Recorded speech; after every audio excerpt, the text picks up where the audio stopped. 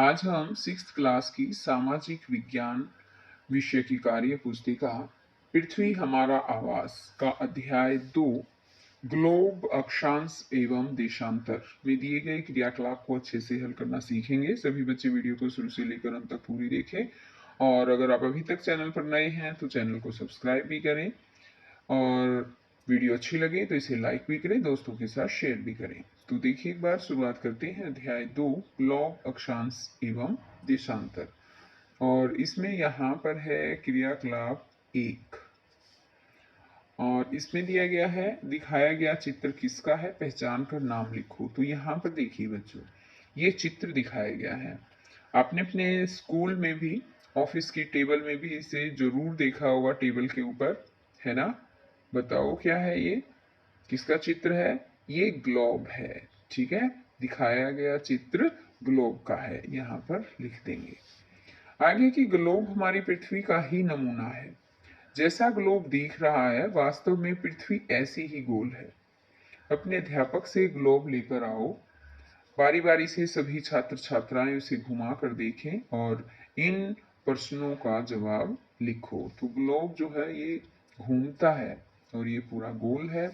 तो नीचे दिए गए प्रश्नों के जवाब देने हैं कि ग्लोब में जल भाग को किस रंग से दिखाया गया है। तो इसमें नीले भाग से जो है वो जल को दर्शाया जाता है। आगे है इसमें कि जल और थल में से कौन सा भाग अधिक है। तो जल भाग अधिक है। ग्लोब पर अपना देश ढूंढो। यहाँ से पूर्व या पश्चिम में उंगली फेरते जाओ और बताते जाओ कि तुम कहाँ कहाँ पहुंचे। तो उत्तर पूर्व में जो है चीन, नेपाल, भूटान। पूर्व में बांग्लादेश, म्यांमार। पश्चिम में पाकिस्तान। अब आगे यहाँ पर है नेक्स्ट क्वेश्चन कि बताओ तुम पुनः उसी स्थान पर क्यों आ गए जहां से शुरू किया था। क्योंकि हमारी पृथ्वी गोल है इसलिए हम उसी स्थान पर आ गए जहां से शुरू किया था। अब आगे यहाँ पर आ जाता है क्रियाकलाप 2 और इसमें है कि ग्लोब पर खींची गई विभिन्न प्रकार की रेखाओं का अवलोकन करो और इनकी विशेषताएं लिखो। तो यहाँ पर देखिए रेखाओं का नाम है, ये आड़ी रेखा और ये खड़ी रेखा। तो इसमें जो है ग्लोब की जो है खींची रेखाएं, इनका अवलोकन करना है, इनकी विशेषताएं बतानी है।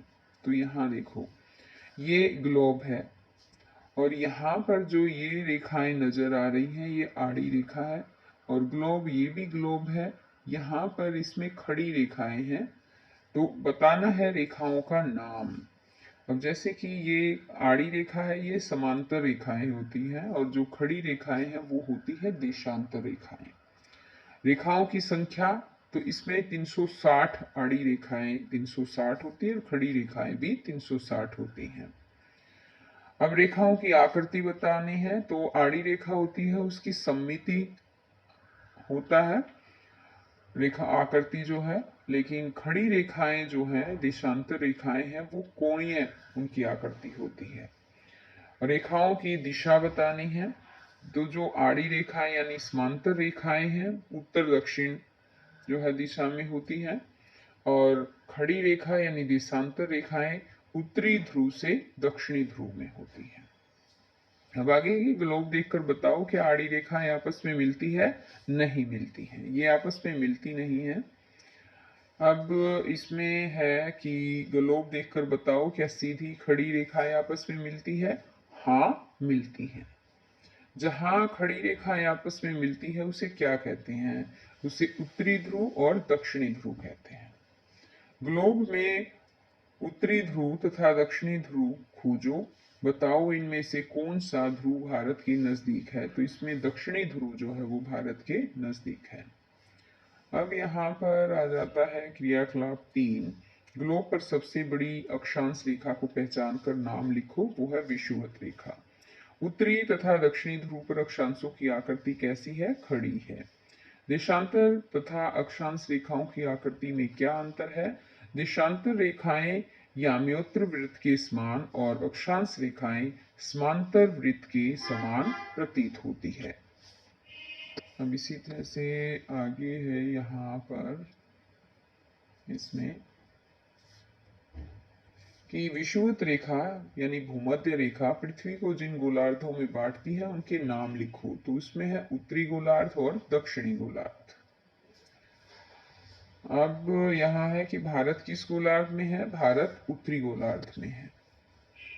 नेक्स्ट क्वेश्चन में आ जाता है कि किस गोलार्ध में जमीन का अधिक भाग है, उत्तरी गोलार्ध में। और तुम किस गोलार्ध में रहते हो, उत्तरी और पूर्वी गोलार्ध में।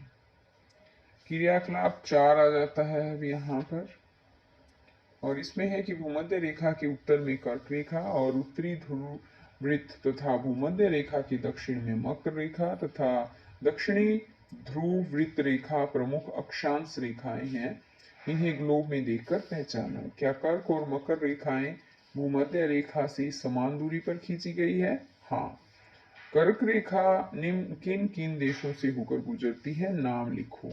तो यहाँ पर देखिए जहाँ से होकर गुजरती है उनके नाम दिए गए हैं, अल्जीरिया, नाइजर, लीबिया, मिस्र, सऊदी अरब, अमीरात, ओमान, भारत, बांग्लादेश, म्यांमार, चीन, ताइवान, बहामास और माली आदि। किन्हीं दो देशों के नाम बताओ जो कर्क रेखा और मकर रेखा के बीच स्थित हैं।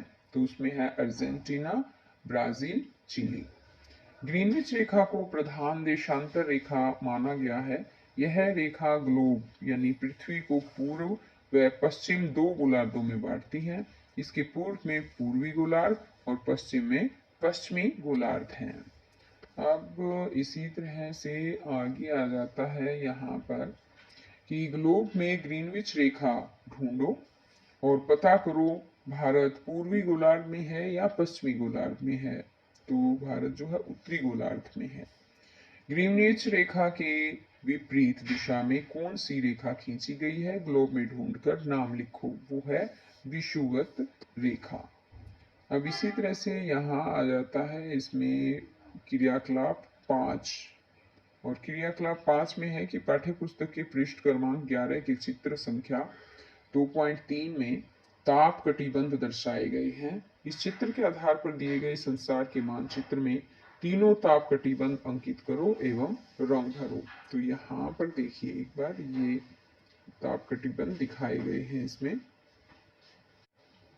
तो इसमें यहाँ देखिए ये उत्तरी ध्रुव है, यहाँ दर्शाया गया है, ये उत्तरी ध्रुव है और यहाँ नीचे जो है वो दक्षिणी ध्रुव है।